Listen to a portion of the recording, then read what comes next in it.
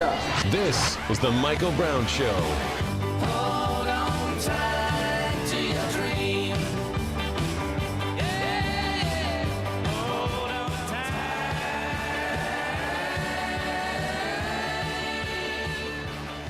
to your dream. Hey, welcome back to the show, everybody. Happy Friday. Glad to have you with me. Once again, it's the Let's Eat segment. Lori Lynn Barker has again stumbled into the studio this evening. And literally stumbled. Literally stumbled. And in fact, we may be stumbling out of the studio because this tonight. is not Let's Eat. It's This is not Let's Eat tonight. This is Let's Drink tonight. You know, I don't know why. Get excited really about sa- whiskey really- like I do. This may say more about me than people need to know, but I really get excited when we have somebody like our next guest in the studio. Yes, I do too. Not only because of the story, but because they also come bearing gifts. Right. It just adds to our bar. It adds to the well. Well, he only brought 2 bottles, so I don't know what you're doing tonight. Well, I've met him before, so. Oh, that's right. You already have a bottle in your desk. Yeah. Michael Myers, 291, Distillery 291. See, I've already got it back. That's all fine. Distillery291.com. Yes. All right, so I got to know 291. 291. 291 was the very first photo gallery in the world in New York, Gallery 291 on Fifth Avenue. Started in 1907 or somewhere like that, Alfred Stieglitz. Okay. Okay. I was a photo major at Savannah College of Art and Design freshman year. My dorm room was 291. Learned about all this. Yeah. And then I came to make whiskey. And No. Wait a minute. Whoops, sorry. Came from Sorry. where? Time out. So you're in Savannah, going to school in Savannah, and you're studying photography. I am, or was. And so somehow you ended up in New York. I did, through California. Oh, through California. Yeah. Did you go to California for photography? I did. So I graduated SCAD and went to Atlanta, where I'm from, born and raised, and worked there for about a year, and then needed to move to either California or New York to better my career. My mom lived in California, so I moved out there. Right. Lived there for about 5 years, Okay. and then moved to New York Okay. and worked Now, in New SCAD York. has to be something of art and design. Yeah, Savannah College of Art Savannah and College of Design. Art and Design. Okay. All right. So You ended up in New York, and what were you doing in New York? So I was shooting fashion and beauty for almost every magazine you can think of. Well, you must be a nobody because you never photographed me. Exactly. Right, yeah. Yeah. He said pretty fashion much. and beauty. Well, Right. that's what I said. I don't remember him, In California, I shot Angelina Jolie when she was 15 and 16 years old. Wow. Okay. That was amazing. Yeah. She was an interesting woman Right. at that time. Yeah. And she's very smart and Yeah. really nice and easy. And Yeah. it was, and then New York, like I said, shot for Allure, Mademoiselle, Forbes FYI, Esquire, GQ, Ralph Lauren, Estee Lauder. Were you having fun doing it? I was, yeah. It was my dream. Okay. Passion, dream. Right. I picked up a camera when I was 15, or my mom gave me a camera when I was 15, and Large format or no, at that SLR? time 35 millimeter. 35 millimeter. Yeah, and Cheryl Teague's OM10 Olympus camera. Yeah. That's who advertised I'm a it. Nikon guy. And yeah, well, I've been through all of them. Right. But started taking pictures of high school basketball, football games, and selling the pictures to friends. And then when it came college, I looked at SCAD. It was a new school, and was accepted and went down to Savannah and had a great time. Which is not a bad place to be. No, it was beautiful. Right. Great place for school. Yeah. You you can walk out of a bar with a plastic cup with a Right, drink in yeah, it. that's right. Go to the next bar. Yeah. They'd make you drink it before you walked in the next Right, bar yeah. just so you could spend money there Spend money too. at a new place. Yeah. But it was amazing. River Street and all that was a lot of fun, and the beach, and Okay, so at some point you're in New York and you're doing fashion and design, photography, and all this stuff. Right. Yep. And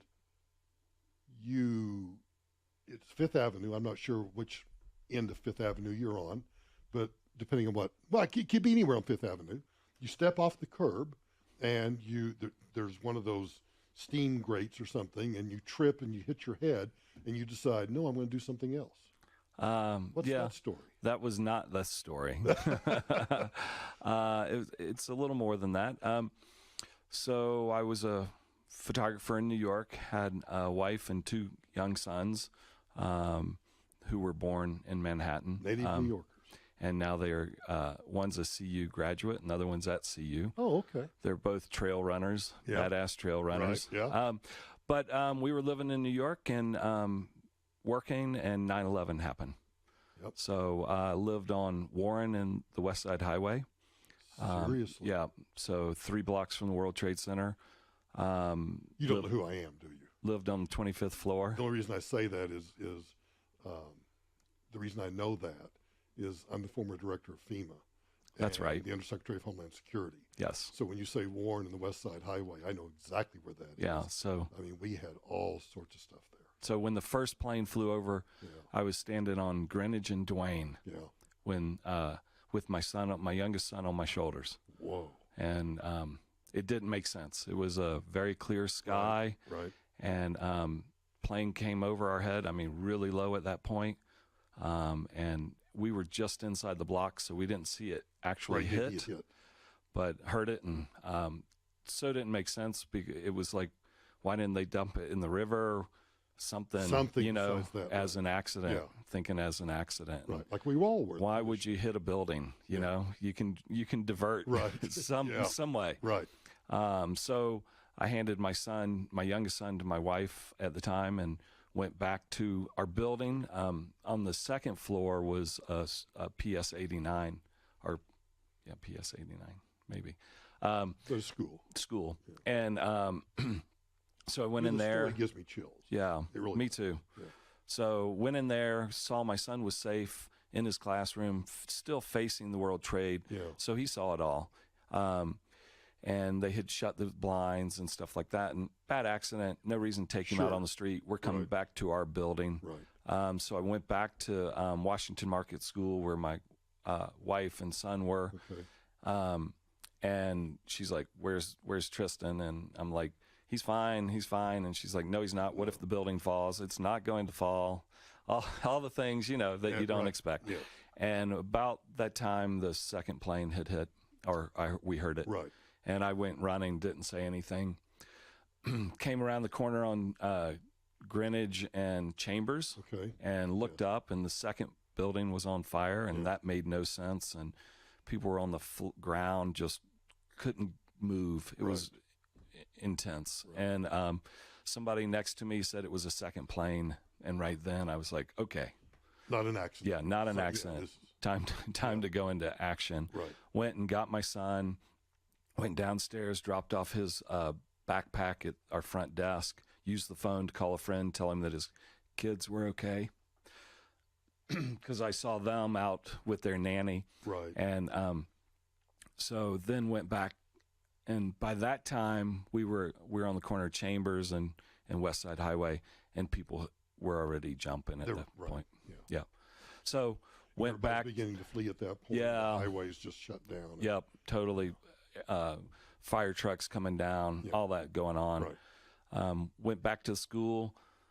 My family wasn't there. They said we told them to run north, and I'm like, what's that mean? And Oh my God, seriously, they just run north. run north, and that made no sense. So I went to friends, rang their bell, and their nanny said they hadn't seen them. And so then I went back, and luckily there was a payphone, picked it up and called our voicemail at that time, machine or Right. whatever. Oh, yeah. And my wife had left a message that they were at Jeff and Kate's, which was Erickson Place Okay. in Hudson. And so we went there, and yeah, You know, and I spent sincerely the night there. apologize for making the joke about you stumbled off Fifth Avenue, and because I didn't know this story. Yeah, You, it's you it's have an intense. sobered me up. Yeah, it's an intense Yeah, story. It is a very intense story. So Hang up. We'll be right back with Michael Myers.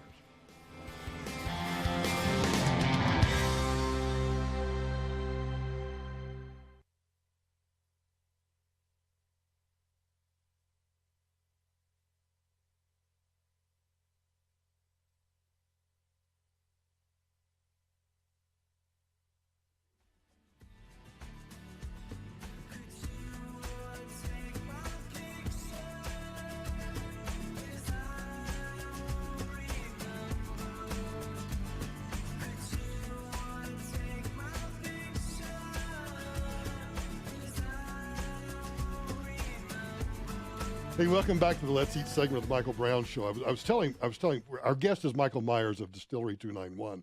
And I usually make this flippant joke when I have people in about, you're laying in bed one night and some neuron in your brain snaps and you decide you're going to do something different than what you were doing. And so I was making this joke and you go off on this story about, and I'm reliving knowing exactly where all those places are and what we had to do.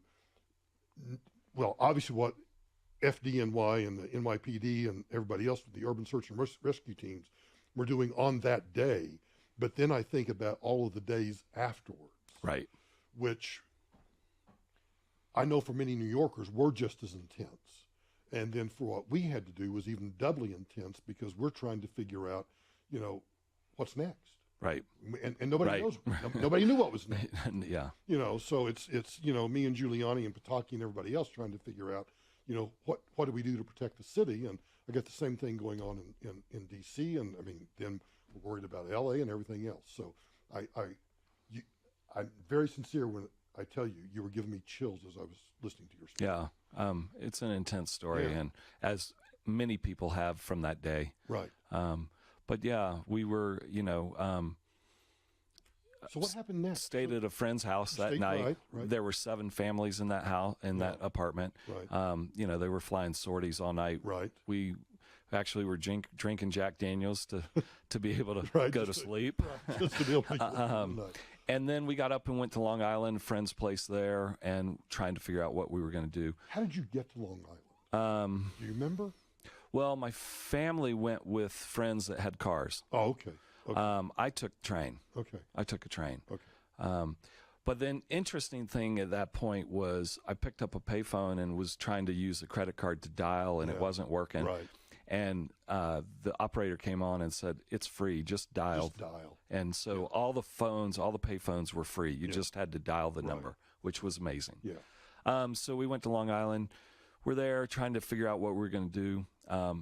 My wife's parents lived in Colorado Springs. So my mom was in L.A. and my dad's in Tennessee, and we just decided Colorado would be best. So, so you're sitting in Long Island. Yeah. This is a few days after 9/11.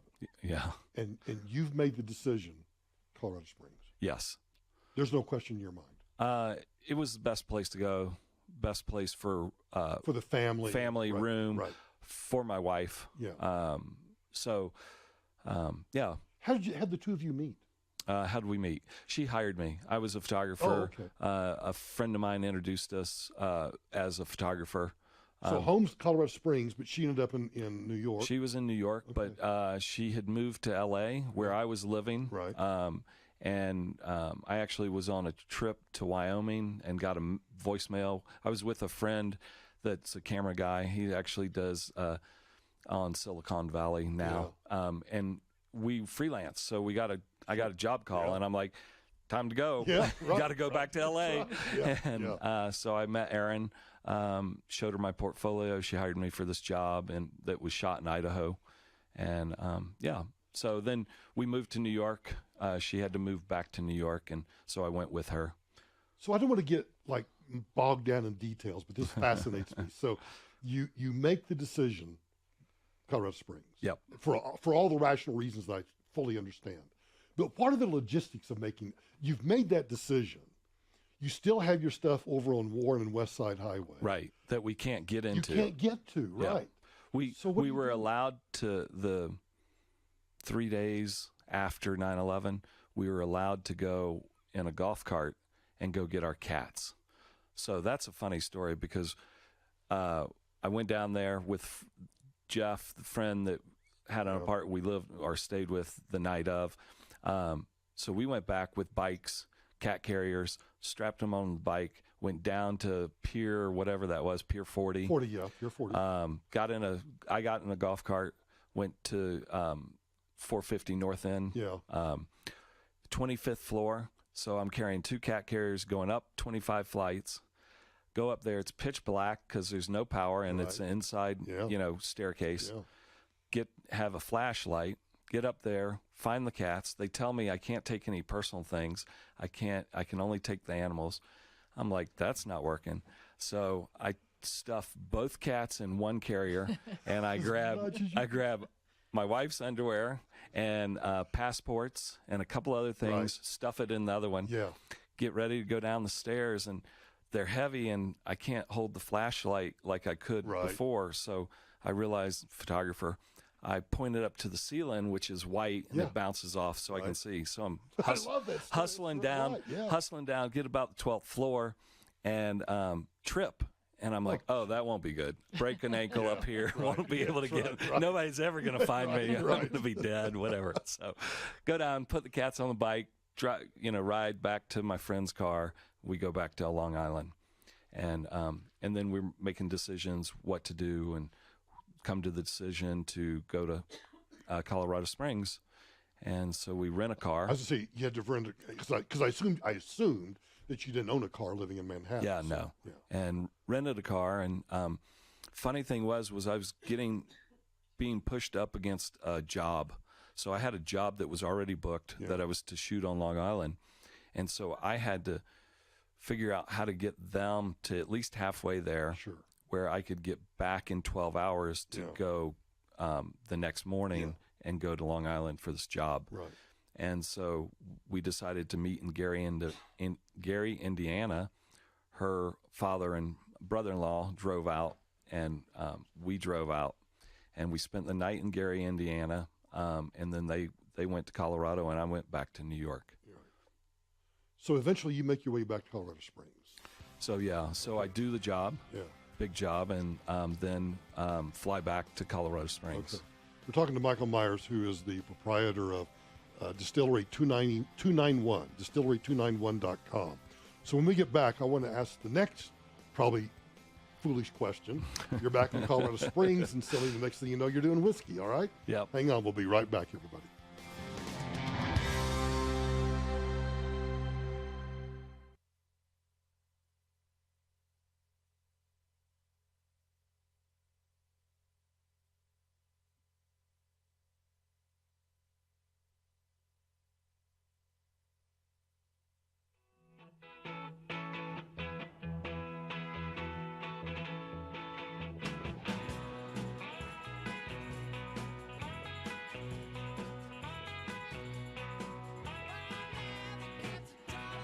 Hey, welcome back to the Michael Brown Show with the Let's Eat segment. Happy Friday, everybody.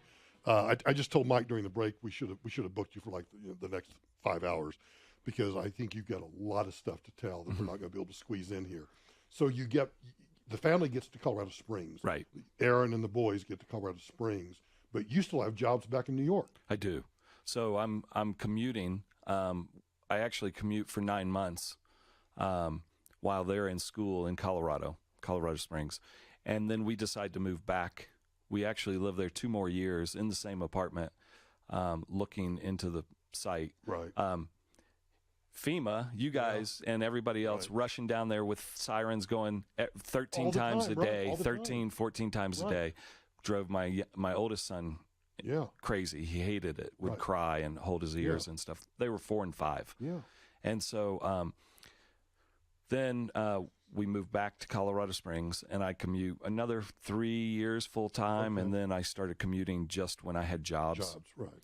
And so I'm commuting, trying to figure out what I can do, what other things I can do, used car salesman, director of a gallery, I don't know, as a photographer.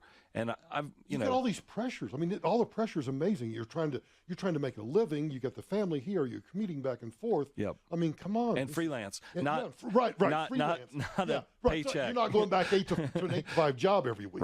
Right. And so I'm on a flight I was doing a Vanity Fair shoot, and I was flying back to Colorado Springs and read an article in the New York Times about the guy that created Sailor Jerry and Hendrick's Gin, Stephen Goss. And that's when I thought I can make whiskey. And I was like, it can't be that hard. I'm from Georgia. They make it in the woods in Georgia. Right. It can't be that hard. That's right. We have a family farm at the time that's in Flat Creek, Tennessee, and it's 7 miles to Jack Daniels and 7 miles to George Dickel. So I know the area. I know, Tennessee, things like that. You're connecting all the dots and saying to yourself, Yep, can do this. I can do this. Figure do this this. out. And I can tell Exactly. you, before we actually get to the sipping, and this is sitting here, and the oh my gosh, the nose in this is just, Well, I need to pour me some. yes, so I you really do. So you make the decision, I'm going to become a distiller. Yeah, so I go, and Mike Bristol's a friend of mine, Bristol Brewing, and I talked to him, and he's like, get your license, and I'll try and help. I know how to make beer. I don't know how to distill. And I said, I'll figure it out. And I read and looked at YouTube about everything I could find and got my license in 6 weeks, a DSP. So I'm DSP CO, meaning Colorado, 15023. So I'm 23rd distillery in Colorado. Okay. And someone says, why don't you try and make it? Because you can, I originally thought, I could brand some whiskey with my background like Right, that. yeah. And that's kind of what Sailor Jerry is and all like that. Right. And somebody said, why don't you try and make it? If you can't make it, you can hire somebody. And I'm like, okay. And I looked at a still, and they were 50 grand for more or less a hobby still. I'm like, I can't afford that. So I decided to build my own still. I think Seriously. that's how it all starts. Is I'm going to build my own still. Yeah. And so I took photogravure plates, which is a flat copper plate. Yeah. You chemically etch an image, Right. ink it, put a piece of paper, you get an inked photograph. So I had these 7 plates that are fairly thin, and I designed it, had it water jet cut, rolled them, and then had it TIG welded together. And that's my original still. Ow! Yeah. So Seriously. and so I started. So it took all summer to have that thing made. It didn't really. It took about a week, but he pushed it off for all summer. Yeah. And it actually finished on September 9th. So to remake that anniversary, I decided my first distillation would be September 11th, 2011. So that's when I first ran that still. And I started with a bourbon mash was my first one, and then I did rye, which I love. Yeah. That's my flagship Yeah, is my this rye is whiskey. This is And that's what's in your glass. And I ran it and made some White Dog, went to some tastings, stuff like that. And a year later, I had aged whiskey. I put it in a competition, or not even a competition, just a guy that judges. It's called Jim Murray's Whiskey Bible. Yeah. He's English. And barrel number 2 of the rye whiskey, he gave me 94 points, holy Wow. cow. with his highest score being 97.5. He won't score anything Yeah. over that. That wins Whiskey of the World. Yeah. So I earned a liquid gold at that point. A year after that, my Bad Guy bourbon that just was released and is now in liquor stores, Okay. All right. October 13th. Bad Guy Bourbon. Bad Guy bourbon, Okay. 291 Bad Guy bourbon. All right. He gave a year later barrel number 1 of that 95.5 points. So with him, You have found your niche. yeah, haven't you? yeah, right. I was meant to make whiskey, You right? were. That's what my It just ex-wife took you a few zigzags to get there. exactly says all the time. She's like, you were just meant to make whiskey. Yeah, so we now have 7 liquid golds out of 6 different recipes. We won the rye whiskey this year, 2018, won Whiskey of the World from Whiskey Magazine. We won a IWSC gold. We won double gold out of San Francisco, double gold out of New York. We've won Denver double gold for bourbon and rye. Yeah, it's amazing. Can I It's ask you a been very- amazing. and this is not a flippant question. This is a very serious question. Okay. Michael Myers, are you a happy guy? I'm very happy. I'm a very happy guy. You ought to be. Not only are you an incredible success story, Thank you. but coming out of something that, unfortunately, you and I are both going to tear up when we think Right. about all Yep. that time. I know we're both about to choke up Yep. thinking about that. I usually don't tell that story without crying, so I've done well today. You've done well. Well, I can tell you that I'm sitting over here trying to hold back the Yep, tears same here. because I'm just the people who to this day still suffer Yes. from that event. You have made that into an incredible, and I know it's not always about the money, but you've made it into obviously a successful financial adventure doing something that you love. And not only have you vindicated or validated, not only have you validated your work, but others have clearly validated your work. Thank you.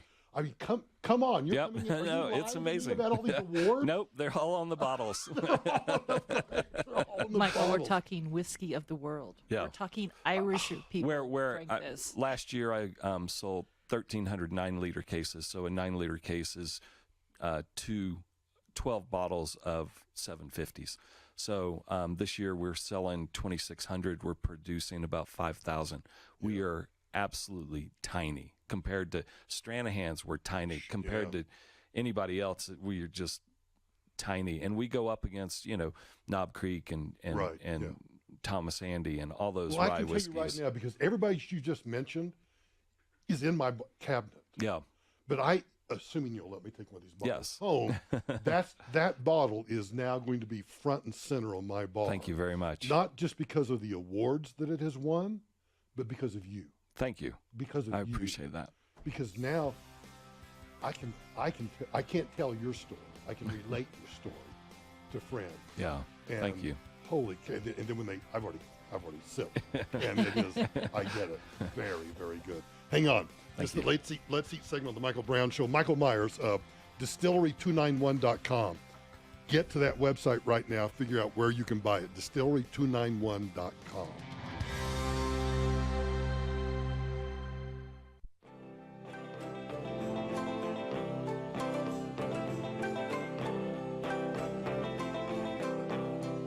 If you were watching on YouTube or Facebook, you saw that Michael and I were having a fairly intense discussion about the move and everything, which at some point I may have you back on to just Great. separate from this to talk about that day, because I want to hear more about your kids, Okay. because that story wrecks my heart. So let's fast forward now. Yep. You're an award-winning distiller. You are making award-winning whiskey and bourbon. I am in Colorado In Springs. Colorado Springs. Yep.